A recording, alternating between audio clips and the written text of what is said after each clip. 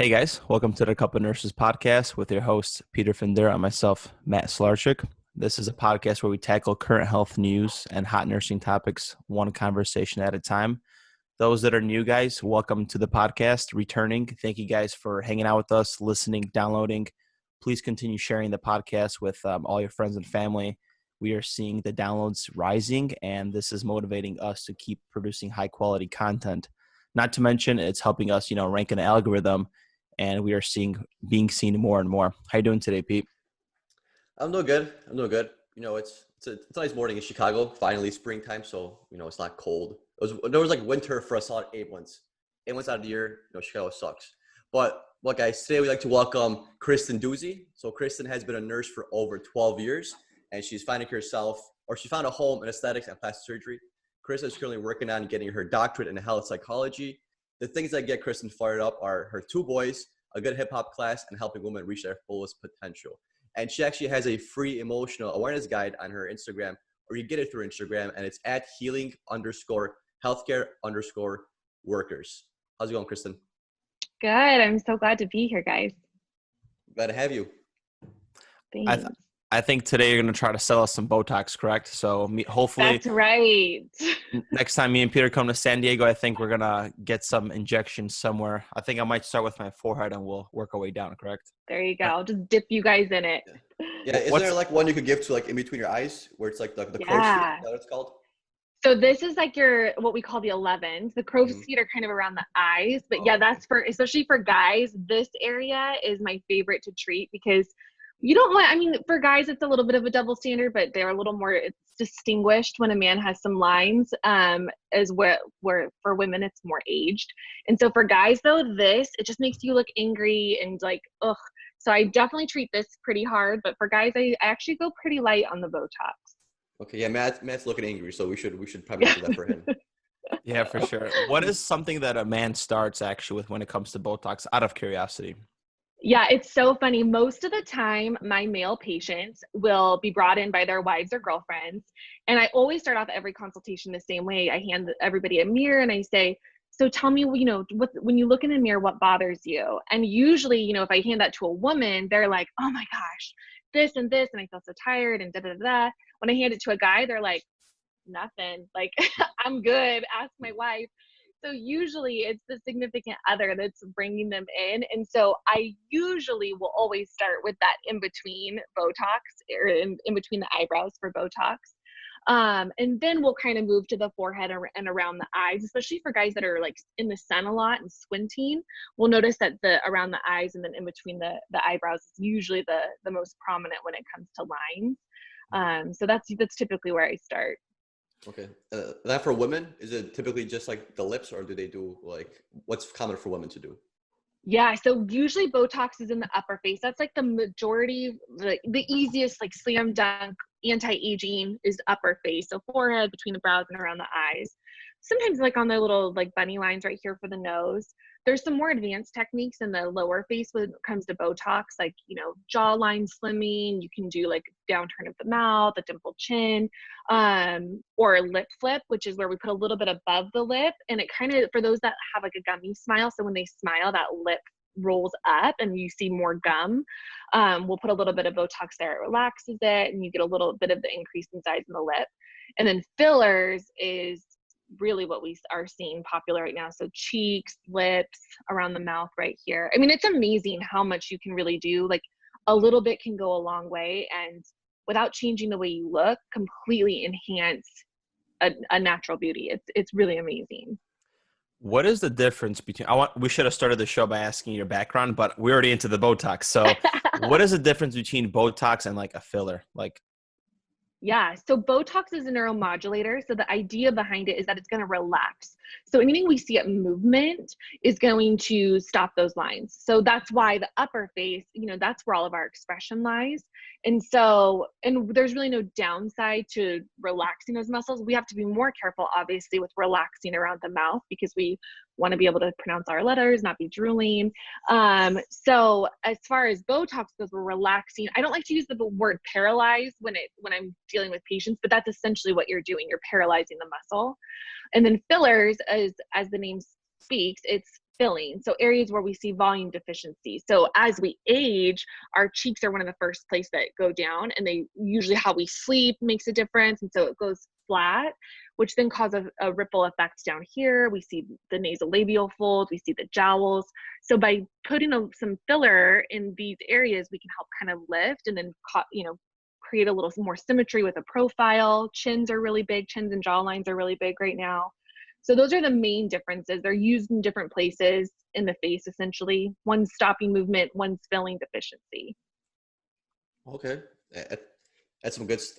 I had no idea. Like this is, I never done any kind of research regarding Botox or anything. I know a lot of nurses on my unit do Botox, like you said, the number 11. I know a lot of girls do that. I wonder if I have the number 11 too. Now that I'm looking at it, maybe I get it done if I go to California. But for now, okay, yeah. So this is interesting, like because. Yeah, I never knew. I thought Botox was the same thing as like a filler. I thought it was all just like one injection. Yeah, I'll have, and that's usually what most patients come in thinking, that it's like, oh yeah, just put some Botox everywhere. So it's really fun to educate, because it's a whole different language, it's a whole different world. And what I love as far as the nurse perspective is that I use my nursing experience more than I expected to in plastic surgery. I'm always evaluating, and I'm always going back to the basics, but there's an art side to it too. I'm naturally just very creative. And so for me, it's this wonderful outlet where I'm getting to assess facial, the facial structure. I'm getting to amplify beauty, which is a really cool part of nursing, to be able to mix the science and art part of it.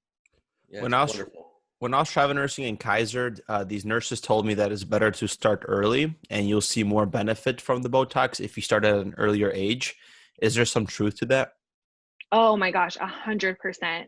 Even if I call it baby Botox, where like I have patients in their 20s that will come in, and I'm literally just doing like a little sprinkle of it, because, with the dynamic movement, so those lines that we see when we're moving and having expression, if we start seeing those lines at rest, so meaning like for women, if your makeup is starting to settle in it by the end of the day, or in pictures, you still see those 11s. If we put Botox there, it will give whatever you see at rest is what Botox is going to give you. And so if those lines are pretty ingrained, it's very difficult to really reverse them. And so if you start at a younger age, just doing little bits, you're so much better off. Like I'll never have those lines because I started when I was 24 and I'm 32 now.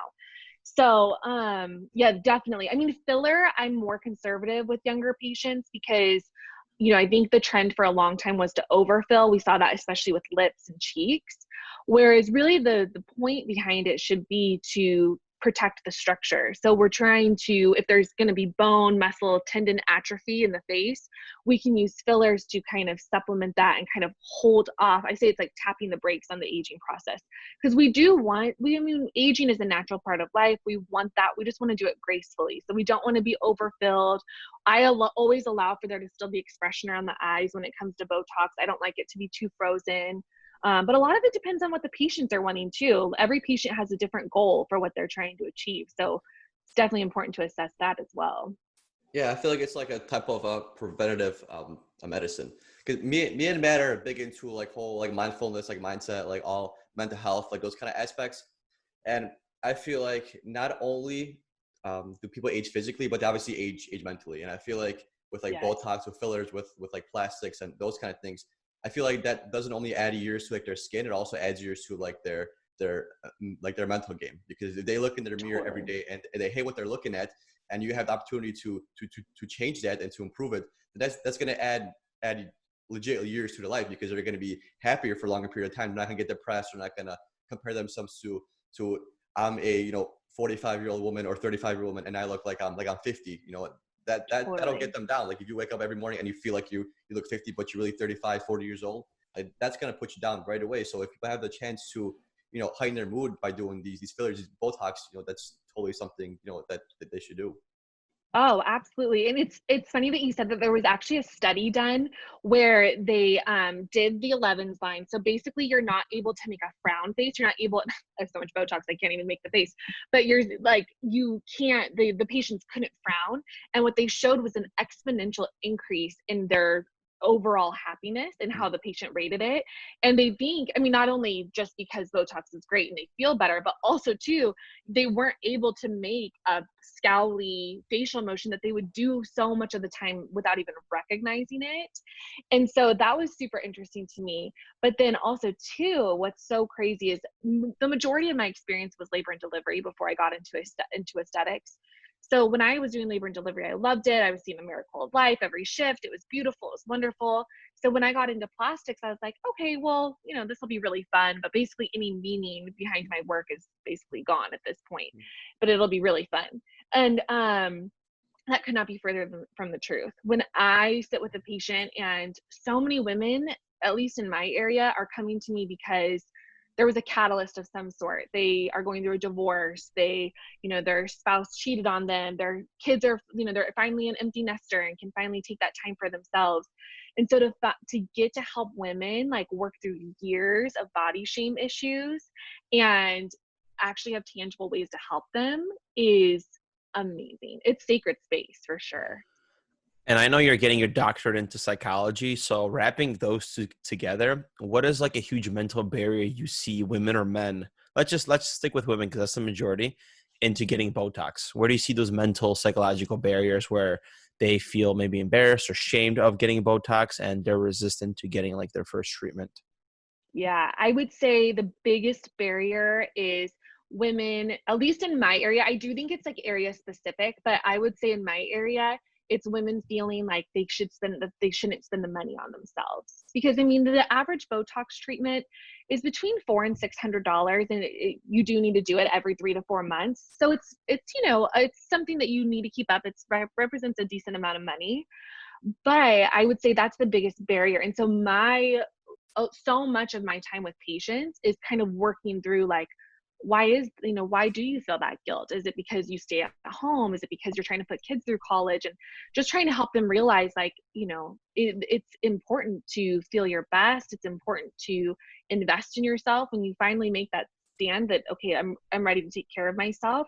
Like you guys were saying, it truly does add years to your life because it's so much more symbolic than just Botox. It's that you're willing to put yourself as a priority. I would say that the second barrier is social media, or just like what we've seen fillers and Botox look like in the media for years, where lips are overfilled, cheeks are overdone, there's no movement in the face. A lot of my patients come in really concerned, like, I want to still look like myself. And so I always try to explain to patients, the goal is not to make you look different, it's to make you look refreshed. And so if we can like take a couple of years off, if we can slow the aging process, we want you to walk into a room and for people to be like, gosh, something looks different about you. Did you get a haircut? Did you have a great vacation? I don't want you to lead with your lips. I don't want the first thing people to say is, oh, who did your Botox? But I want, there to be this aura about you that says like, I'm refreshed, I'm taking care of myself. So those are the two biggest things that I see. And just educating patients and having that conversation with them usually brings down those defenses pretty quickly. Yeah, I feel like there's still a stigma about Botox in like certain areas of the country where it's like fake, like you're being selfish, but that's not true. Like people don't judge like if you get like a fake tooth, or like you get like a tooth alignment, like they don't judge you for doing that. But Botox gets this like stigma of like selfishness and you're trying to be like an LA model or like a girl from Miami or whatever. But that's not true. Like you say, it's all part of like wellness and just it's all health promotion. And it's like it's more than that. It's more than just the physical aspect of it. Totally. We get our hair dyed and nobody thinks twice about it, Yeah. Yeah. Well, I like how you mentioned that you need time for yourself with those kind of things and like self-care, self-love.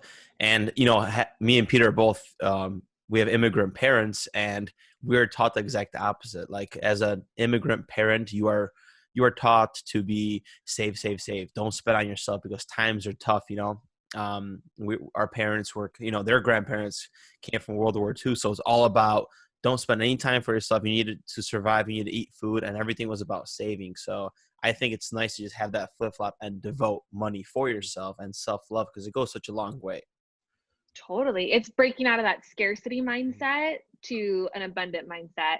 I mean, it's amazing how much something that you would think superficial as Botox, but I get into some deep stuff with my patients because we're breaking those beliefs. We're breaking limiting beliefs. We're breaking through like, no, you are worthy. We're getting through some core wounds. And it's like, it's amazing how something as like silly as Botox really can help us tap into that kind of stuff. Plus, you mentioned that you're not able to frown because of Botox. And as you know, I think if you smile, it stimulates more muscles than frowning, which actually increases happiness in some kind of way that I'm not aware of. And that's pretty cool that it does that. So totally. And jumping Kristen, let me go. I got this. Hey, Kristen, so you said you have 12 years of nursing experience. When did you was there like a point in time where you decided to transition to like the plastic aspect of it? Like, was there how did you get introduced to it? Because I'm guessing since you worked labor and delivery, you worked in a hospital. So how did you get introduced to like the injectables and stuff like that?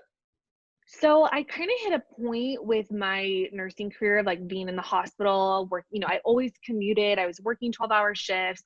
At the beginning of my career, I was just going per diem. And so I would just do like 1 or 2 shifts, but then became a single mom, had to go full time. And I was like, oh gosh, like I was feeling so burned out. This was, as much as I loved being in the labor and delivery space, the hospital aspect was very draining for me. So I just kind of was like, okay, I knew that there was jobs like this out there. I knew there was clinic jobs. I knew that there was aesthetic jobs. And I've always been very interested in beauty. I love making my space beautiful. I'm very into fashion. And so I was like, gosh, it seems like it'd be such a good fit for my personality, but it's a really, really hard part of nursing to get into. So for years, it was just kind of something that was like, yeah, one day that would be really great. I'd see different people, different injectors and stuff on social media. And then I saw a Craigslist ad actually, and which is so funny because I was even at the time like, I wonder if this is a scam. Like Craigslist just didn't seem like the most reputable way to find a job. And I applied, and it was almost a 6-month long interview process. But I would go in like every week, every couple weeks, and they would train me. The doctors that I work for are phenomenal. And so it was really just luck that I kind of got into this. I've been in it now for almost 3 years. And, I have nurses ask me all the time, like, how do I get into aesthetics? And I don't have a super great answer, because for me, it was really just like the universe bringing it to me, because there's all these different seminars that you can take and trainings that you can do. But really, unless you have actual experience, it's very difficult to get a job in the field. So I was just super fortunate that I had doctors that not only trained me, like these renowned plastic surgeons trained me, but literally handed me their entire injectable practice. So to say I was scared my first shift is like the understatement of the year, but the growth that's taken place in the last 3 years is just amazing. That's amazing. And how did you transition from that to you're currently in school, right? To getting your doctorate in psychology?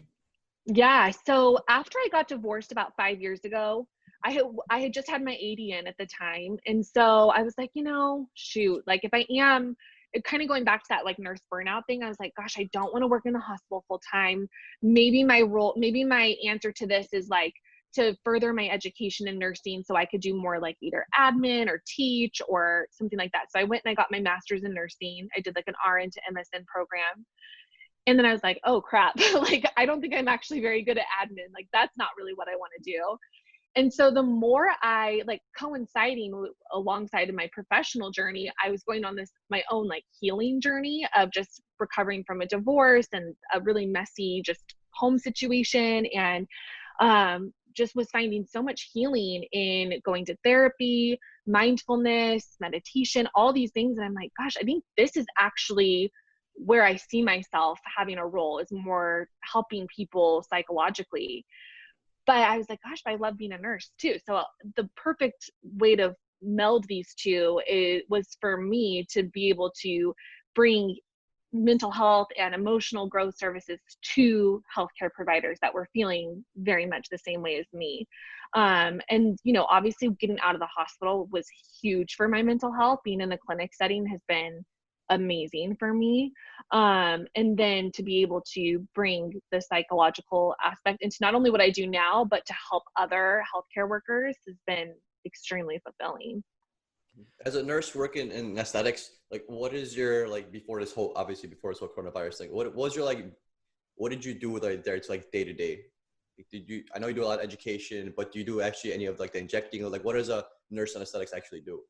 Yeah. So basically, so I have a full schedule. So I see patients about every 15 minutes. The whole day I have a patient scheduled every 15 minutes. So I have a mix of new patients and then also return patients that see me every 3 to 4 months, every 6 months. They come in, I see them in the exam room. I actually will inject them.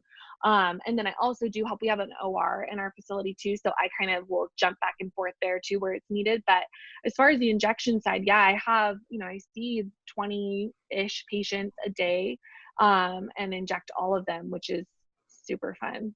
You said super fun. And tying into mental health, I feel like we as nurses, we don't have enough education as in school with when it comes to mental health, right? And then as you know, with your healing journey, you realize that mental health is probably one of the most important things that we could learn in a way.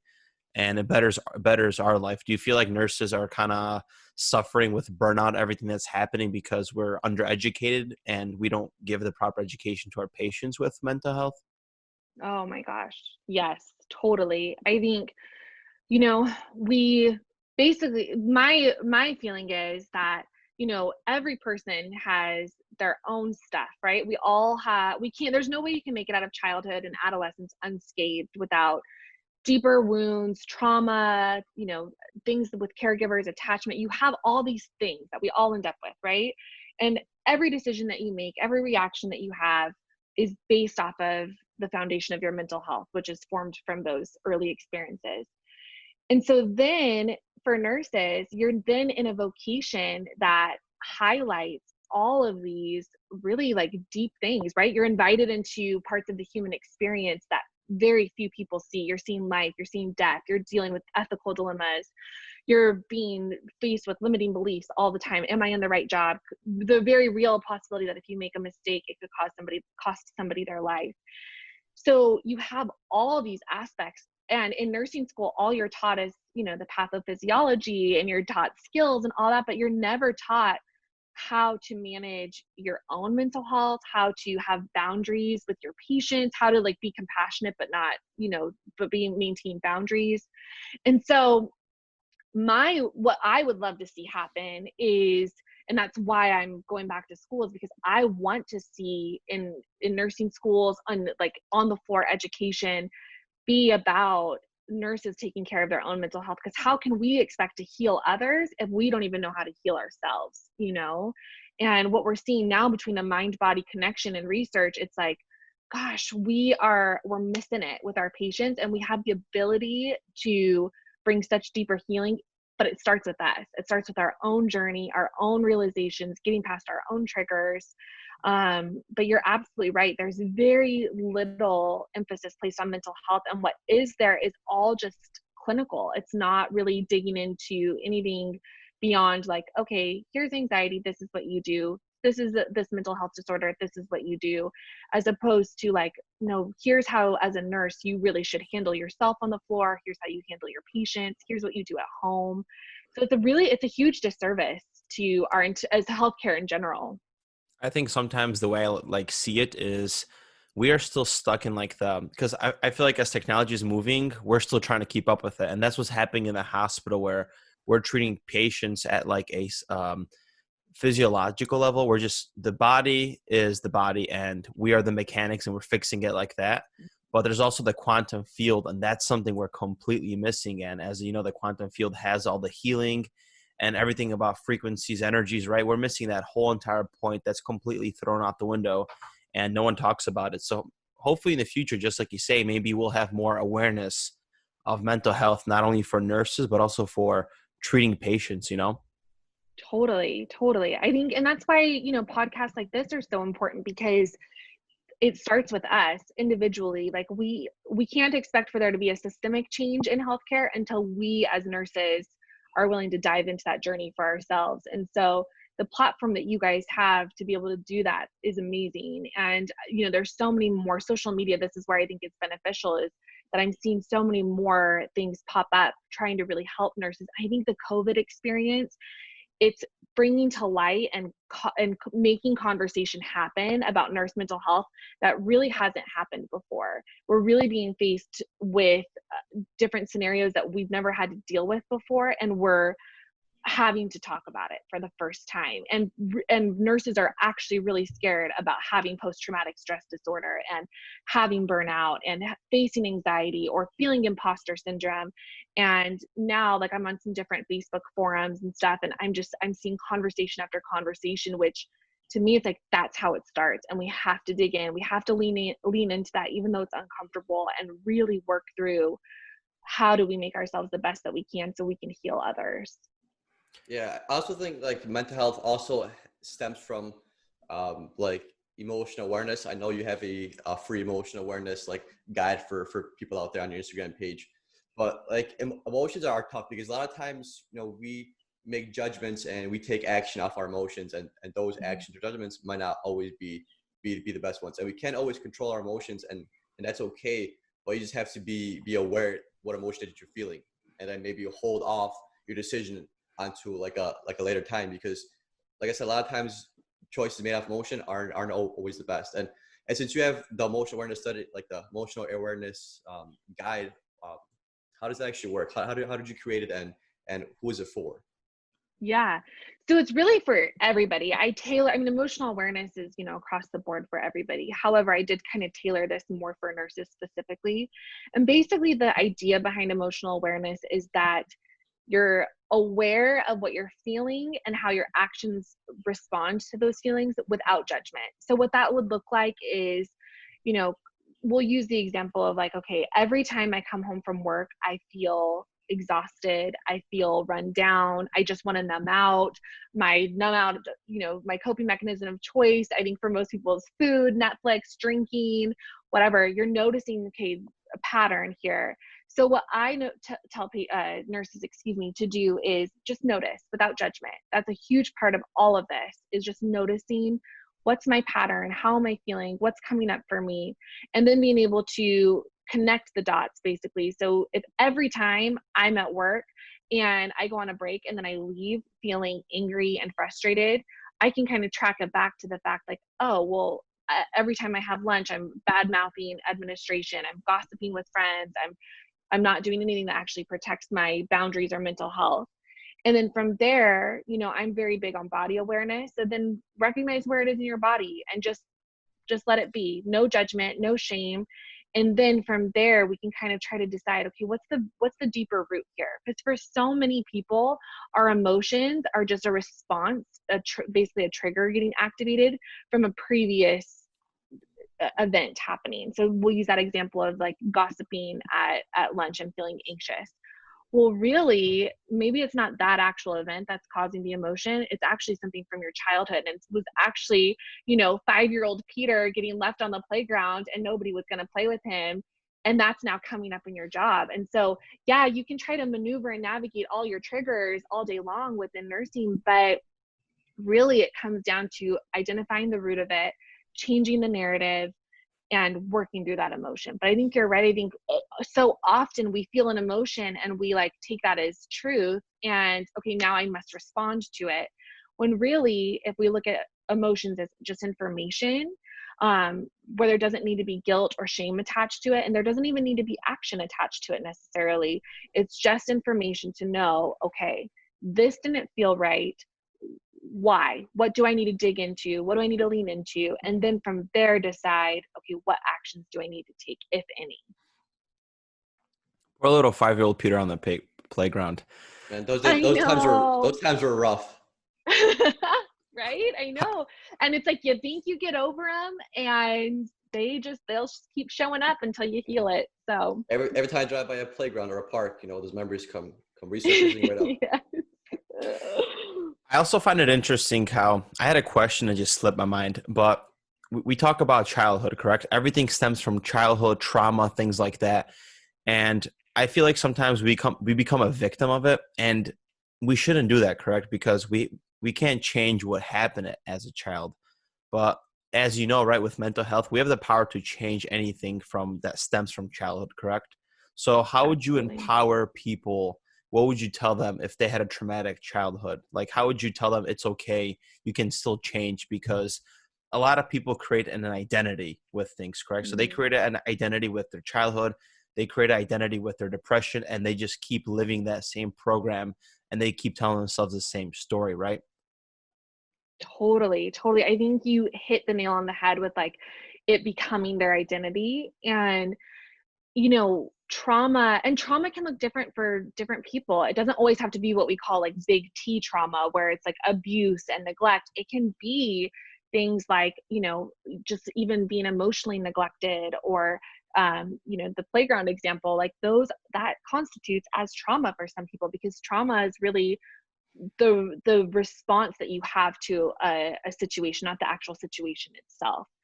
And so my advice to people is you're only going to change when you are ready, or when you feel like you can give yourself permission to change. Because when you do wrap your identity around it, that's safe, right? That's all you know. There's something that you're getting out of that identity, whatever it may be. And change is only going to come when we are actually ready to dig into it, when we're ready to say we want something more for ourselves. But a lot of that does need to be done in the context of, therapy, coaching, somebody that can kind of walk alongside of you. I'm very big into like self-healing, and, I think that there's definitely a place for that too.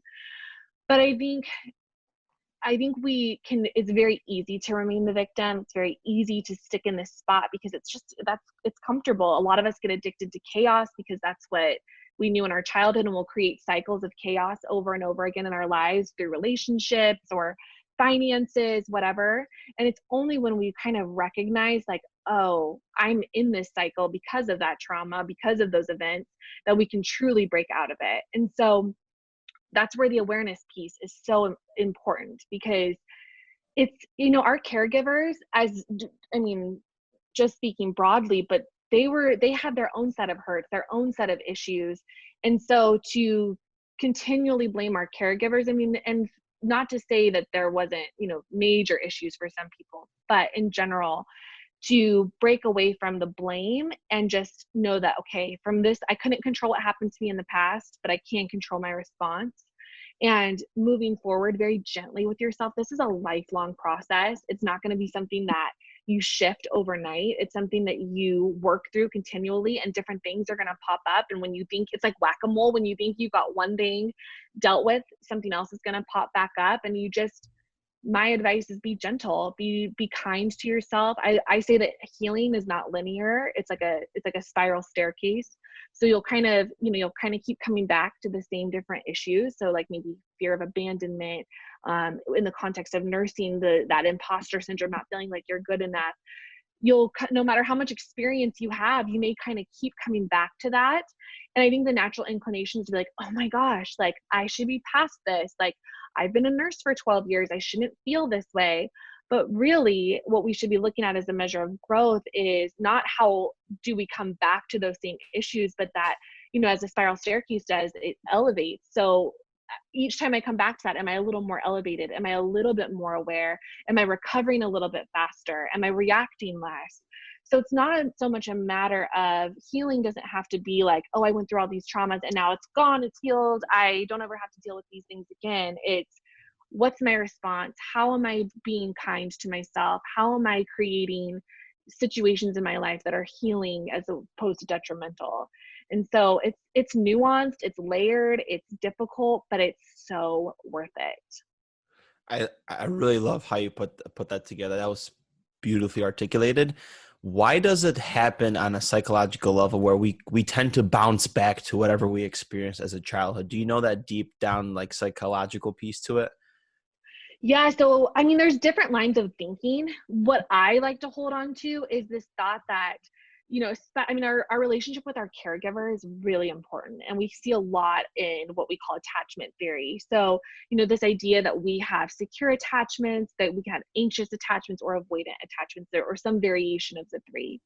And basically everything that all of those attachments are formed in the first couple years of life, which we as people have no control over, right? And so there's going to be this tendency to want to go back and heal things that subconsciously were left open for us. So if you have, let's say, an avoidant, an emotionally neglectful father, and there's just no emotion there's no affection, emotionally stunted relationship, no matter how much you heal it, everything that you do, every choice that you make, every relationship you choose is going to be your subconscious trying to heal that relationship with your dad.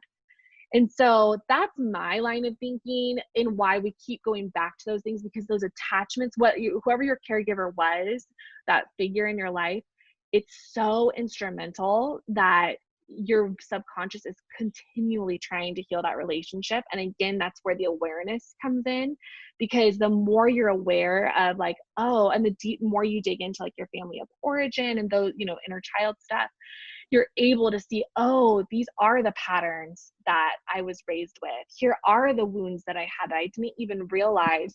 And then from there, you see how every decision in your life was a reflection of that. And so as we grow and evolve and surround ourselves with people that heal those wounds, I do think it's possible for us to shift out of them. And maybe there'll be different triggers that kind of come up, into whatever different relationships or situations at work or whatever. But the key is taking the shame out of it and recognizing that we as humans are always going to have more work to do. And that is the human experience, and that we're here for it. And as long showing up is the most important thing. And it's also crazy because we tend to be so negative about those things. And I like how you mentioned to observe, right? Because we are not our feelings, we're not our thoughts, we're not our emotions, but we tend to connect those together. And as you say, we keep replaying those events. So we have that traumatic experience, or is it a thought again? And we tend to think the same way instead of breaking out of that pattern. So would you say that being aware and stepping outside of it and just observing is a key part into mental health and starting to break those barriers? So my question to you is basically, because I'm trying to figure it out myself, what is the number one way to start breaking down those past experiences and changing and creating new memories, new pathways, new neurochemistry to change who you really are? Yeah, I think that's absolutely right. And I think we've attached value to emotion. Happy is good, sad is bad, guilt is bad, joy is good. We've attached value to all these things. So there's an inherent shame that comes along with, gosh, I feel really angry right now. And there's this I shouldn't feel angry. Why do I feel angry? Now I'm angry that I feel angry. And so there's this spiral that we get into. Whereas if we are, like you said, just these conscious observers kind of looking down and I feel really angry right now. What's the situation trying to tell me? It's a totally different perspective. And so yes, rewiring the brain. Oh my gosh, this is my favorite subject, because it's possible. We can, but the observing part of it is key, because if we don't know what we're working with, if we don't dig in to some of it, so not only observing, but digging in. So we have to kind of go back. We've got to look at our childhood. We've got to look at key experiences in our life that shaped who we are. We've got to look at limiting beliefs. But to me, the biggest piece of it is taking the judgment out, because I think especially as nurses, we get into nursing so that we can help everybody else deal with their stuff, so we don't have to look at our own the majority of the time. And so nurses notoriously have a difficult time with this, because they want to just heal and help everybody else. Usually everybody in this field is very selfless. We want to do what we can to, help our patients, and we have a hard time accepting help or being willing to dig into ourselves. So the awareness component and the taking the shame out of it, those are the biggest things that I really encourage my clients to do. That's where we start. Yeah, with the whole emotions, it's crazy because most of the time we don't really have complete control over our emotion. Like you said, they just happen to just be there at that certain point of time. Like, just because, you woke up angry doesn't mean you're an angry person in general. You can't like give yourself like the negative association with like a negative emotion. Like there's gonna be times where you should feel happy, but you just don't. And like, that's okay. That doesn't necessarily make you like a depressed person or somebody that's like a bad individual. It's just at that certain time you're feeling that way. And like you said, you have to kind of dig down and find out why you're feeling that way. Are you bringing these feelings of anger and sadness due to something that happened yesterday, or what? Are you not talking about it? Because you have to figure it out. So that's why I think like mental health, like especially like psychology, having like a therapist to sit down with makes things a lot easier, because sometimes you do have your friends, but you don't want to tell them the whole thing because you feel like they might judge you or they might have a different opinion. But if you go to somebody that's like a therapist or psychologist that is kind of like a blank slate, that might provide like an unbiased or different opinion, because a lot of the people that you surround yourself, you guys usually have like the similar minds, similar interests, similar ideas. So you guys are going to tend to think the same. But going to like a therapist or psychologist, it provides like a whole different like idea or it's a complete different mindset, because they don't know you as well as everybody else knows you. You might not be as much judgment there. Oh, absolutely. And like with my coaching clients, my goal is to get them to come back to themselves. There isn't necessarily, it's not like I'm some guru. It's not like a therapist. Yes, therapists are trained with techniques, but in and of itself, it's not that.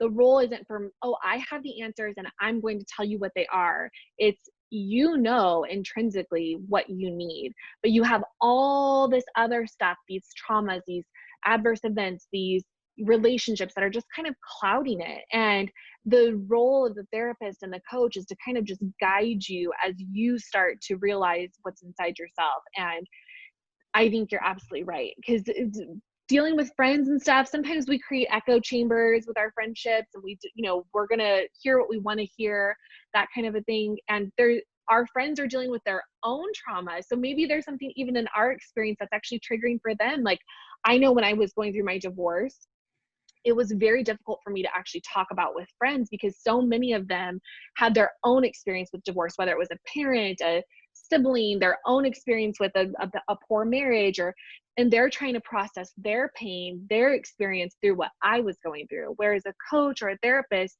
is much more neutral, and we're trained on how to not transfer or project that, what we go through, our own experience, into the client. And like I said, it's all about coming back to yourself and trying to really sift through like, okay, I know I'm already whole. Like there isn't this feeling of like, I'm broken and I need to fix myself.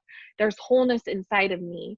I just need to break down the layers to get back to that place. Right. And you have a website, right? It's called healinghealthcareworkers.com, right? Yeah. And what services do you provide like through there? Do you provide like your coaching and everything through there? Yeah.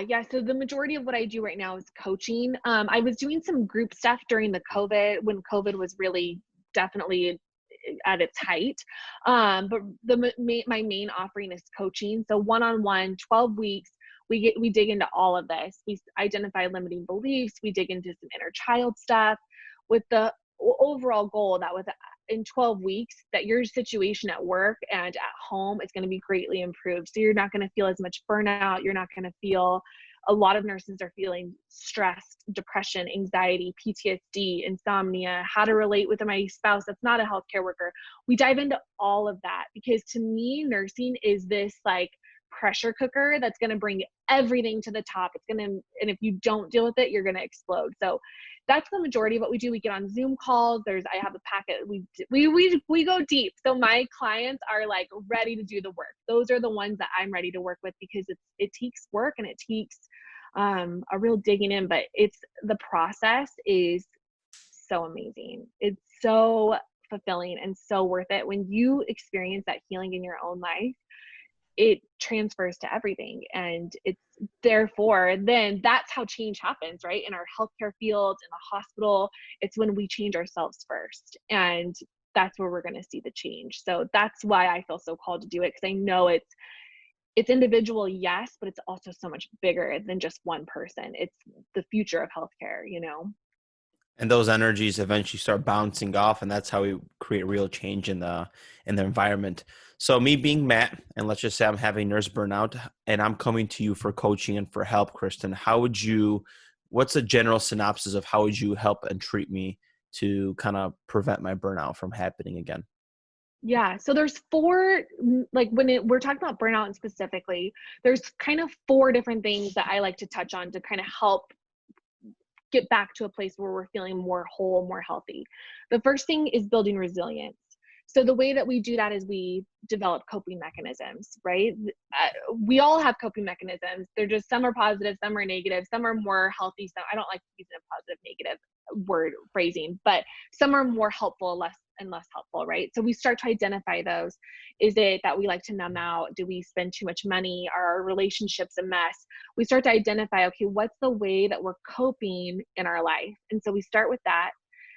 From there, then we're able to kind of build some emotional intelligence. We're able to build some awareness, and then we shift to positive coping mechanisms. So instead of, binging when I get home, I'm going to go for a walk. I'm going to do a meditation practice. So that's one aspect of it. And then self-care. And self-care, I feel like, has gotten this like really like fluffy phrasing over the last couple of years. And it's like, oh my gosh, let me put my face mask on. And if that's self-care for you, and not to knock that at all, because I love a good face mask. But to me, self-care is also self-work. So if that means that we are going to therapy, does that mean that we are learning how to set boundaries? We're doing coaching, we're doing different things like that, that's going to teach us how to make ourselves a priority, because nurses have a very difficult time with that. And then we go through a process where we start recognizing triggers, and that is where the deep work happens. So that's where we start digging into, okay, we identify your particular symptoms of burnout. Everybody is different. A lot of times you don't even recognize that you're in burnout. So we identify those first, and then we trace it back. Okay, so what are the feelings that are causing you to feel burned out? What are the situations? Okay, so this situation at work where you feel like you aren't good enough, you made a mistake, and it's you got in trouble, and it's leading to this feeling of burnout. Okay, so now we take those events and we trace that back. Why was that so triggering? Why was that so emotionally taxing? And that starts a whole journey of, okay, in my childhood, this happened, and with my caregivers, this happened. So this is the area where we get really deep. It takes a few weeks. We go very slow through it, very gently. And then, I'm sorry, go ahead. There's a psychologist called Carl Jung, and he has a theory, correct, of shadow work. Is this what it Yes, technically is? Shadow work, going into your exactly. deep subconscious? Exactly. Really digging into like, okay, what are the things that I have subconsciously set in my life to basically self-sabotage, and working through those. And then from there, now, okay, we've gotten into the deep, the dark, we've really done the hard work. Now we rewrite the narrative. So now we take those triggers of not being good enough, those core wounds of not feeling good enough, of always feeling like I was second choice or whatever, feeling like I was always told I was stupid in school. And now we rewrite the narrative. Now we start working on positive steps to when you're at work, and that feeling of you made a mistake, and that old voice is coming in. You're stupid, Steve. This is what I always knew. You're never gonna amount to anything. You shouldn't be here. No, okay, how can we rewire that? How can we rewrite the narrative? And so then we start taking steps in positive directions, and that's how change happens, and that's how we start to rewire. There's a lot of other things kind of mixed in there too, depending on specifically what somebody's dealing with, but that's sort of the overall gist. So it's not just like, oh my gosh, this is great, like what do you want to work on today? Well, there's a very specific kind of process that we go through to help get my clients to the other side. So at the end of it, it's like, oh, I can take a deep breath. Like, oh, this is what it looks like to actually have emotional awareness and feel freedom, and to have healthy relationships, and to look forward to going to work. Sometimes it means different, I've had clients where we change careers, or we switch from full-time to part-time. Like, there's these shifts that can happen within the career itself too. But by the end of it, the goal is that we are learning how to set boundaries for ourselves, that we are having fruitful and fulfilling relationships, that we wake up each day and we know how to cope with what is coming next. I love how you put that together, and that's something we need more of. And I think that's the value that we like to provide on the podcast is actually how to dig into that. Maybe in the future, this episode will get a lot of downloads. Maybe you could come back and even imagine doing like a case study on the podcast. We're actually digging down into the psychology and Oh, how to actually yes. take the steps. That'd be pretty cool. I just thought about this on the spot. Peter, do you have anything to add before you maybe wrap up? Yeah. How do you like manage all this? Because I mean, now it might be a little different with the COVID, but pre-COVID, because you're in school, you have a family to run, and then you also have your aesthetic work they also do with your patients. How do you do all that? Well, I have to take my own advice a lot of times because I can get burned out.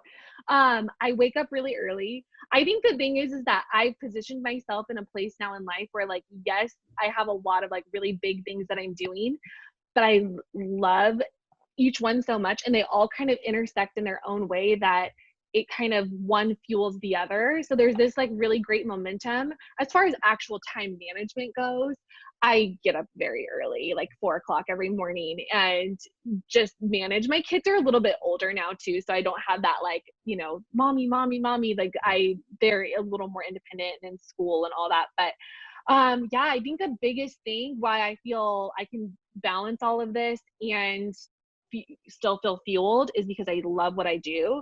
I mean, but there are sacrifices. I'm not able to always do as much social things as I'd like. My dating life is non-existent. That those kinds of things are just temporary sacrifices that I know, okay, right now this is a season. This is the season I've chosen for myself. And then there'll maybe be a different season in the future. But yeah. I feel like sometimes we're bad at taking our own advice, for real. Totally. So I get it myself too. Like, I know what the heck I have to do, yet I don't do the damn thing. And sometimes we have to, just like you said, give ourselves that time to observe that and then change. So just to wrap it up, what is like your self-care? Let's use the wishy-washy word, self-care. Like, what is your routine and what is the way that, Kristen stays sane throughout all this, like hustler ambition that you have and, doing the coaching and going to school to get your doctorate and everything? So my like morning routine is my sanctuary. So I get up, I do like a 10-minute meditation. I do something from the holistic psychologist called future self journaling, where basically you kind of think about where you want to be in your life in different aspects. So emotionally, financially, health, all of these different aspects. And you basically write out what that looks like, what that fulfillment of your future self looks like. So I start with that. I do something called the class. It's like this really amazing like embodiment workout. So those are like the things that I do each day that are like, those are non-negotiables for me. I set up my ritual, my routine. As far as like interspersed, when I like can feel myself burning out, I have a couple of really core friends that are they're very much in the same energy space as me. They're very much in line with the same kind of work. So we get together, we just have refreshing conversation. But the thing that I love the most that I have not done in a long time is hip hop classes. I love to dance. I'm terrible at it. Don't get any wrong impression. But those are the things where I'm like, I've identified, like, I know how I feel afterwards, after I have those conversations with my friends, after I listen to a really good podcast. And I have a list of like my feel good things that are positive coping mechanisms. So when I feel myself sliding into like online shopping or total and utter numbing out burnout phase, I look at my list and I'm like, okay, based off my energy level, which one am I going to choose? And that's been really helpful for me because I mean, like anybody, I can have the propensity to get very burned out. So that helps me to keep a list of things that I know light me up. Okay, and for our listeners, Kristen, where can they find you at? Do you have another Instagram page, or do you just predominantly use the healing_healthcare_workers? Yeah, that's my personal page is K_Doezie. But yeah, as far as healing healthcare workers, Instagram is the best place to find me. Go on my website for that emotional awareness guide to kind of get, basically it's a reflection of everything we've talked about today, but in writing. And that's where you'll find me. Kristen, we appreciated you coming onto the show. I enjoyed the conversation. I know did Peter. I feel bad for Peter and his, 5-year-old self in the playground. I know. Man, I don't want Peter's to gonna have some stop work bringing to it do up, guys. today. The first thing of healing is to forget. I can't forget. You guys keep bringing it up. Peter needs to go hug his inner child for a little while. Yeah, I'm gonna have I'll- to. I'm just letting you know, Peter. I'm gonna bust your balls for a couple of weeks on this, man. It's fine. It's fine. I'm just gonna ignore your phone calls. You better cope with us somehow, man. Positively, negatively, I don't care, man. But you better cope, because I'm gonna attack you for it, man. I'm gonna use a negative coping technique and use avoidance. There you go. There you go. All right, Kristen. Pleasure. Talk to you again. Yes. Thank you guys so much. Thanks Take so care. much.